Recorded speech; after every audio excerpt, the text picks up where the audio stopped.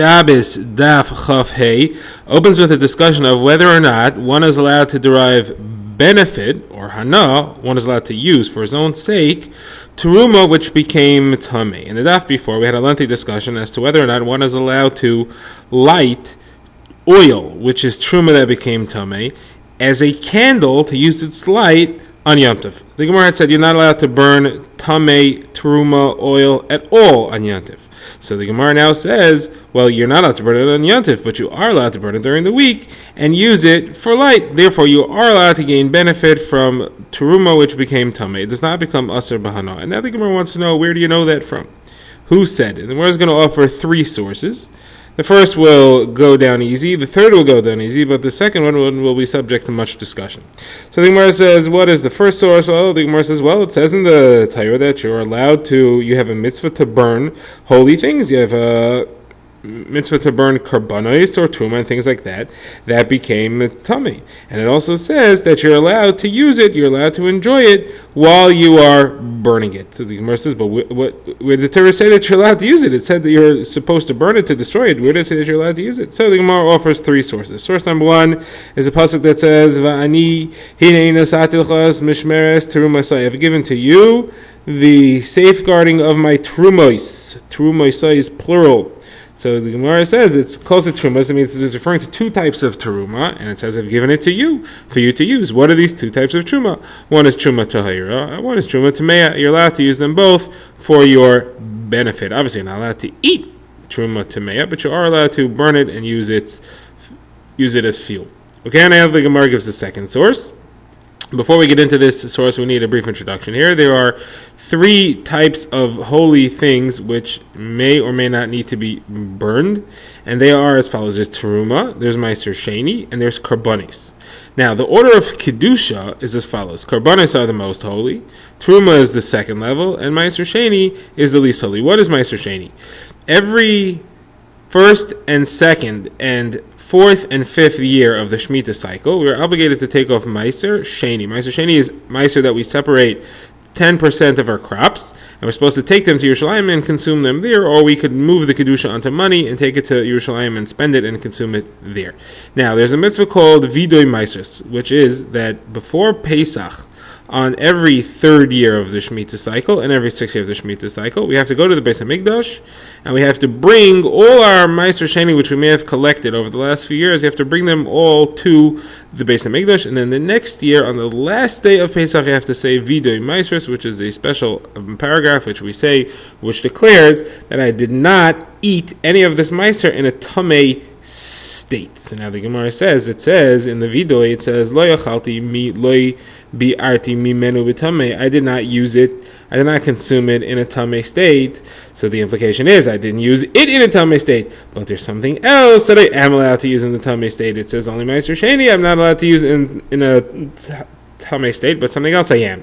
So the Gemara says, okay, well, we had three things. So how do you know that this other thing that you're allowed to use in the tamei state is truma? Maybe it's talking about karbanis. So this is what I mean. Karbanis has a greater kedusha than Meiser Sheni. If you can't use Meiser Sheni in a tamei state, you certainly can't use karbanis in a tamei state. Now, carbon oil would be oil that was supposed to be poured on the mizbeach as part of the nesachim, the pouring offerings. So the Gemara says, very funny. That's a very nice argument. I can't say that karbanis you're allowed to use in its tamei state because it is more holy than Meiser Sheni. Well, guess what? Truma is also more holy than Meiser Sheni. So why would I be allowed to use truma in its tamei state if I can't use Meiser Sheni in its tamei state? So the Gemara says, well, it's logical that the one which you can't use in the tamei state, well, there's obviously one that I can't. There's something out there that I am allowed to use in the tamei state. The question is, which is it? It's either truma or karbanis. So the Gemara says, obviously, it's got to be that karbanis you're not allowed to use in the tamei state, because karbanis have 6 special stringent halachas, 6 special chumras, and they are abbreviated with the mnemonic panak ikas, which stands for the following things: pigul. It becomes invalidated if you have the wrong thoughts when you're shachting it. These are karbanis. Noiser is if it's left over after the time that is supposed to be eaten in. Korban is the last thing if it is something which you made kadosh with the term carbon. Then there are 3 more. The ayin stands for me'ilah. which is that if you use it improperly, then it becomes forbidden. Kares is that there's an Isser Kares, the spiritual excision for somebody who eats it in its wrong state. And Asr L'Oinen is the last one, that somebody who just lost somebody, lost a close relative, is not allowed to eat it. So you have 6 special strict halachos of karbanos. So most likely the strict halacha that you're not allowed to use it in its tamei state applies to karbanos, but not to truma. So the Gemara says, hold on a second, but truma has 4 special halachos. There are 4 special strict halachos that apply to truma that don't apply to karbanos, and they are abbreviated by the mnemonic machpaz. What are these 5 things? Mem stands for misa, that somebody who eats truma is not allowed to get misa b'dei shemaim, he gets the death at the hands of heaven. Ches stands for chaimesh, that a non-Kohen who eats it has to add a fifth of its value and return it to a Kohen with an extra fifth. The Pei stands for pidyon. Truma can never be redeemed, while there are several karbanos which can be redeemed. And Zayin stands for zarim. There's no situation in which a non-Kohen is allowed to eat a truma. However, there are several karbanos which non-Kohen can eat, such as a karban shlamim or a karban taida in a later state. So the Gemara says that you have special halachas for truma, you have special halachas for karbanos. How do you know which one is the one that should have the strict halacha of not being able to be used in its tamei state? The Gemara says, well, karbanos have 6 strict halachas and truma only has 4, and that's our source. Therefore, we know that this special strict halacha, you can't use it in the tamei state, must apply to karbanos. But truma, you are allowed to use in its tamei state, as we see from the fact that when we say videi meisus, we only say that videi meisus can't, that meiser sheni can't be eaten in its tamei state, but something else could, and that must be referring to truma. Okay, finished with that. Now the Gemara gives a third source that you're allowed to use truma in its tamei state, not eat chas v'shalom, but to use as fuel. You're allowed to use it in its tamei state, and that is the pasuk which says, Titein Lai. You're supposed to give truma to a kohen, and the implication that we learn is Titein Lai v'lei Lai. You're supposed to give it to him and not to his fire. Meaning, the truma that you separate off to give to the kohen has to be tahar truma. You're not supposed to give him tamei truma, because that he would have to put in his fire and burn. You're supposed to give it to him, not to his fire. The Gemara says, aha. So we see clearly over here that if you were going to give it to him, he would be allowed to burn it. We're telling you not to give him tamei stuff, but obviously tamei truma is permitted to burn. The Gemara now returns to the Mishnah and the subject of the Shabbos candles. The Gemara will discuss a bit of the correct purpose of the Shabbos candles and how it's used to honor Shabbos. Then the Gemara will discuss other ways of honoring Shabbos, such as the proper washing. Then the Gemara will get into the subject of what is good and what is not good, and what is rich and what is not rich. So the Gemara says that we learned in the Mishnah that you're not supposed to use Itron for Shabbos candles. The Gemara says, why not? Why is the Mishnah said that it's not covered for Shabbos? Why not? The Gemara says that Rava says it has a bad smell, and we're afraid that if it has a bad smell, then you may want to leave the room that has the Shabbos candles burning in it, because you want to avoid the smell. So the Gemara says, Abai asked, so what? So let him leave. Who cares? Rava said no, because the entire point of the Shabbos candles is that you should eat your Shabbos Suda with light. Eating a Shabbos Suda in the dark is not proper covered Shabbos. If you're going to leave because of the Shabbos Suda, if you're going to leave your Shabbos Suda, if you're going to leave and have your Shabbos Suda in the dark because of the bad smell of the oil, then that's not covered Shabbos. Now the Gemara quotes a statement from Rav Nachman bar Zavda, which includes this halacha. Rav Nachman bar Zavda said that eating the Shabbos meal in the place of light is a chayva, it's an obligation, and washing one's hands and feet in warm water on Erev Shabbos to get ready for Shabbos, that is a optional activity, it's not obligatory. And Rav Nachman says, no, it's not optional, it's a mitzvah. It's in between an obligation and something optional, it's a mitzvah. Gemara says, what's the mitzvah exactly? Why is there a mitzvah to wash your hands and feet in warm water to get ready for Shabbos? So the Gemara quotes something which we learned about Rav Yehuda bar Ilai. The Gemara says that Rav Yehuda said in the name of Rav, this is what Rav Yehuda bar Ilai used to do. Every Shabbos they brought him a tub filled with warm water.